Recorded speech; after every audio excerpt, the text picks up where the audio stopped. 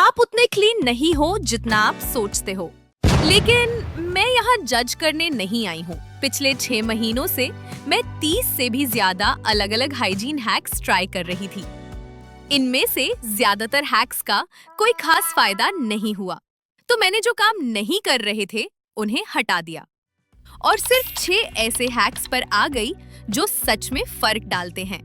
ये simple 7 step blueprint जो मैं अब आपसे शेयर करने वाली हूँ, उसने मेरी हाइजीन गेम को कुछ ही समय में लेवल अप कर दिया। और जब मैंने स्टेप 7 ऐड किया, तो मैंने एक ह्यूज इम्प्रूवमेंट नोटिस किया। सिर्फ अपनी अपीयरेंस में ही नहीं, बल्कि लोग भी मुझे अलग तरीके से ट्रीट करने लगे।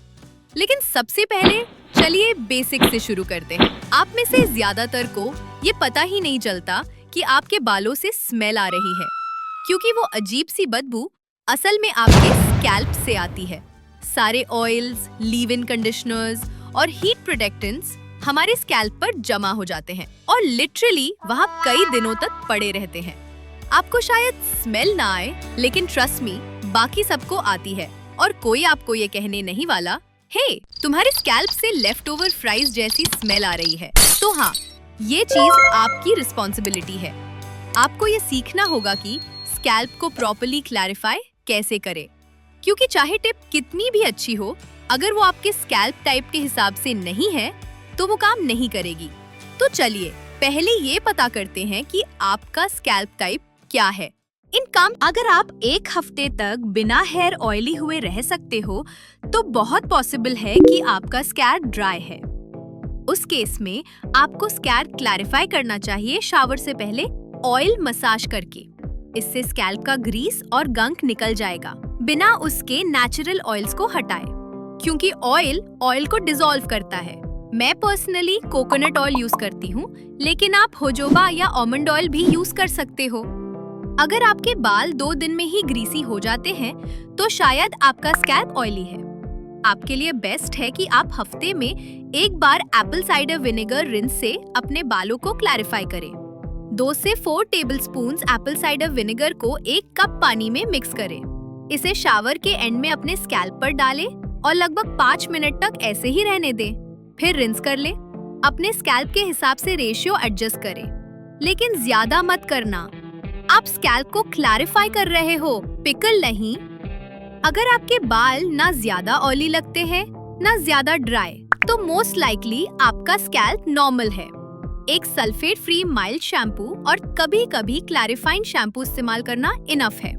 चाहे आपका स्कैल्प टाइप जो भी हो, एक स्कैल्प मसाजर जरूर ले, जैसे ये वाला।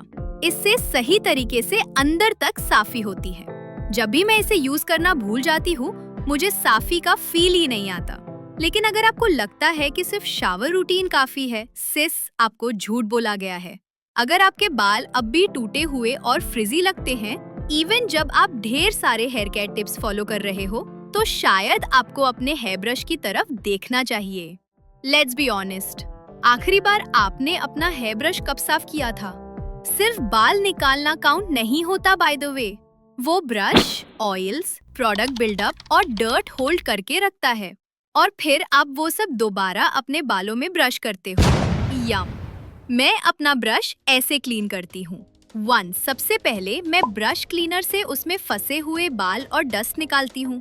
2. फिर उसे गर्म पानी, क्लैरिफाइंग शैम्पू और बेकिंग सोडा के मिक्स में सोक करती हूँ। 3. उसके बाद उसे अच्छे से स्क्रब करती हूँ, क्योंकि ब्रिसल बेस में ही सारा गंग छुपा होता है। अगर आप ऐसा करते हो, तो आपका ब्रश साफ रहेगा और आपके बाल जल्दी ऑयली नहीं होंगे। लेकिन ये तो सिर्फ मिनिमम है। सच में ट्रांसफॉर्मेशन चाहते हो, ऐसा जो आपको ढेर सारी तारीफें दिलवाए, तो यूज करो hair perfume. Regular perfume use मत करना। उसमें जो अल्कोहल होता है, वो आपके बालों को ड्राई कर देता है। मैंने ये बात हार्ड वे में सीखी। इसके बजाय यूज करो ऐसा हेयर परफ्यूम जो स्पेशली बालों के लिए बना हो, ताकि आपके बाल फ्रेश भी महके और डैमेज भी ना हो। ये वाला मेरा गो टू है। लाइट वेट है, लॉन्ग लास्टिंग है और मेरे सिग्नेचर सेंट के साथ क्लैश भी नहीं करता। लेकिन बात सिर्फ बालों तक ही थोड़ी ना रुकेगी, क्योंकि चाहे आपके बाल कितने भी अच्छे महक रहे हों, अगर बाकी बॉडी से स्मेल आ रही है, तो कोई फायदा नहीं।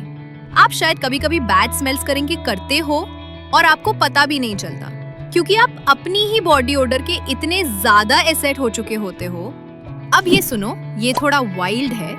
क्या आपको पता है कि वो बैड स्मेल असल में बैक्टीरिया का वेस्ट होता है जो आपकी स्किन पर रहते हैं? Gross, I know. इसका सोल्यूशन ग्लाइकोलिक एसिड। ये बैक्टीरिया को शुरू से ही ग्रो होने नहीं देता। मैं कॉटन पैड लेके इसे अपने अंडर आर्म्स और फीट पे हफ्ते में 2 बार अप्लाई करती हूँ और ये सच में एक गेम चेंजर रहा है। इतना ज्यादा कि अब मुझे डिओड्रेंट की भी जरूरत नहीं पड़ती। अगर आप ग्लाइकोलिक एसिड में नए हो तो लोअर कॉन्सेंट्रेशन से स्टार्ट करो, करीब 4% से 7% तक। मैंने अपना वाला नीचे लिंक किया है। लेकिन बात ये है, ग्लाइकोलिक एसिड आपकी बैड ब्रेथ में कोई मदद नहीं करेगा और वहीं से चीजें डाउनहिल जाने लगती हैं।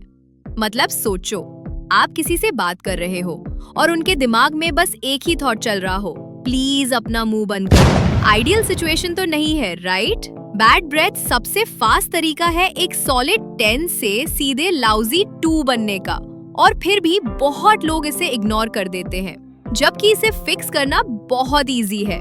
Flossing is non negotiable babes. सिर्फ ब्रश करने से काम नहीं चलेगा। ये ऐसा है जैसे आप बाल धो रहे हो लेकिन स्कैल्प को स्किप कर रहे हो। टेक्निकली आप क्लीन कर रहे हो, लेकिन सबसे इम्पोर्टेंट पार्ट मिस हो रहा है। जो गंदगी आपके दांतों के बीच में फंसी होती है वो ब्रश कभी रीच ही नहीं कर पाते। मैं क्या करती हूँ, सुनो। 1. शाम को मैं सबसे पहले फ्लॉस करती हूँ ताकि बाद में ब्रश करते वक्त सारी गंदगी निकल जाए। 2. फिर मैं टंग स्क्रैपर यूज करती हूँ ताकि टंग पर जो व्हाइट कोटिंग होती है वो निकल जाए। यही तो एक्चुअल बैड ब्रेथ देती है। आप सुबह उठते ही अपनी सांस कितनी फ्रेश लगेगी, सोच भी नहीं सकते। एंड प्लीज, लिटरली प्लीज, सुबह उठते ही सबसे पहला काम ब्रश करना चाहिए। मैं समझ ही नहीं पाती कि लोग सुबह उठ के सबसे पहले पानी कैसे पी लेते हैं। मतलब आप अपनी माउथ की सारी बैक्टीरिया को लिटरली पी रहे हो। No thanks. इसके बजाय ट्राई करो ऑयल पुलिंग। मॉर्निंग में बस 1 tablespoon high quality cold press coconut oil अपने मुंह में डालो और उसे करीब 5 मिनट तक स्विश करो। मैं यूजुअली उसी टाइम आपके कमेंट्स पढ़ती हूँ। हाई क्वालिटी कोकोनट ऑयल जरूर यूज करो ताकि सारे एंटीबैक्टीरियल बेनिफिट्स मिले, और जब काम हो जाए तो उसे सिंक में बिल्कुल मत थूकना, वो क्लॉग हो सकता है। मैं यूजुअली उसे डस्टबिन में थूक देती हूँ। नेक्स्ट स्टेप है एक प्रॉपर शावर रूटीन। पहले मुझे लगता था मेरा शावर रूटीन सॉलिड है, लेकिन फिर समझ आया कि मैं कुछ इम्पोर्टेंट स्टेप्स मिस कर रही हूँ, और बिलीव मी, कॉन्सिक्वेंसेस रियल थे। मेरी स्किन सुपर ड्राई हो गई थी, बाल बिल्कुल डेड लग रहे थे, और ऑनेस्टली मैं उस तरह से ग्लो नहीं कर रही थी जैसी मैं चाहती थी। तो अब मैं क्या करती हूँ, सुनो ध्यान से, क्योंकि ये समझने में मुझे सच में काफी टाइम लग गया था। शावर में सबसे पहले मैं अपने बालों को पानी से अच्छे से सोक करती हूँ। उस दिन बाल कैसे फील कर रहे हैं उस पर डिपेंड करता है। मैं या तो क्लैरिफाइंग शैम्पू या नरिशिंग शैम्पू यूज करती हूँ और उसे अपने स्कैल्प में अच्छे से स्कैल्प मसाजर की मदद से काम में लेती हूँ। उसके बाद मैं कंडीशनर अप्लाई करती हूँ और उसे छोड़ देती हूँ थोड़ी देर के लिए। उसी दौरान मैं या तो एक्सफोलिएट करती हूँ या शेव। मैं दोनों काम एक ही दिन नहीं करती।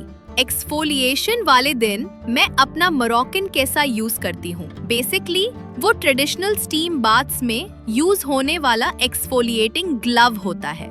शेविंग वाले दिन मैं ये double edge safety razor use करती हूँ, और सच बताऊं तो मुझे कभी रेजर बम्प्स या स्ट्रॉबेरी लेग्स नहीं हुए इसे यूज करके। शावर से बाहर निकलते ही मैं तुरंत बॉडी बटर या लोशन ले लेती हूँ और अपनी स्टिल डैम्प स्किन पर अच्छे से लगा देती हूँ ताकि मॉइस्चर लॉक हो जाए। उसके ऊपर से मैं बॉडी ऑयल लगाती हूँ ताकि मेरा परफ्यूम और भी लंबे टाइम तक टिके। लेकिन ये सब कुछ भी काम नहीं आता अगर स्मेल अंदर से आ रही हो। सबसे पहले बात, पानी।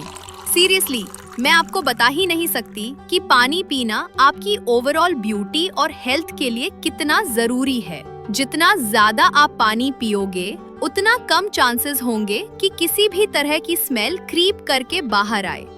अब बात करते हैं उस फाइनल स्टेप की जो पूरे रूटीन को कंप्लीट करता है, और जिसकी वजह से लोग हर बार मेरी तारीफ करते हैं। मतलब बैड स्मेल ना आना अच्छी बात है, लेकिन जेन्युइनली अच्छा महकना वो चीज है जिससे लोग लिटरली दीवाने हो जाते हैं। लेयरिंग है मेरा सबसे बड़ा सीक्रेट टू स्मेलिंग इरिजिस्टिबल। ये ऐसा है जैसे आप अपनी पर्सनालिटी को एक बॉटल में पहन रहे हो, और बिलीव मी ये टोटल गेम चेंजर है। मैं हमेशा एक अच्छे बॉडी लोशन और ऑयल से स्टार्ट करती हूँ। कुछ ज्यादा हैवी नहीं, बस ऐसा जो स्किन को सॉफ्ट और स्मूथ रखे। फिर मैं अपना बॉडी स्प्रे लगाती हूँ। मैं इस टाइम इस वाले से ऑब्सेस्ड हूँ। उसके बाद बारी आती है फ्रेग्रेंस की। ध्यान रखो कि आपका लोशन, बॉडी ऑयल और बॉडी स्प्रे एक दूसरे के कॉम्प्लीमेंट्री हो, ताकि आप अपना एक यूनिक सिग्नेचर सेंट क्रिएट कर सको, वो भी बजट में। लोग सोचेंगे कि आप बहुत एक्सपेंसिव परफ्यूम्स यूज करते हो, जबकि सच में आप बस लेयरिंग में स्मार्ट हो। लेकिन अच्छा स्मेल करने के लिए सिर्फ लेयरिंग ही काफी नहीं होती। इस वीडियो को चेक करो जहां मैंने अपने सारे सीक्रेट्स शेयर किए हैं, जो आपको ऑल डे लॉन्ग अमेजिंग महकने में हेल्प करेंगे।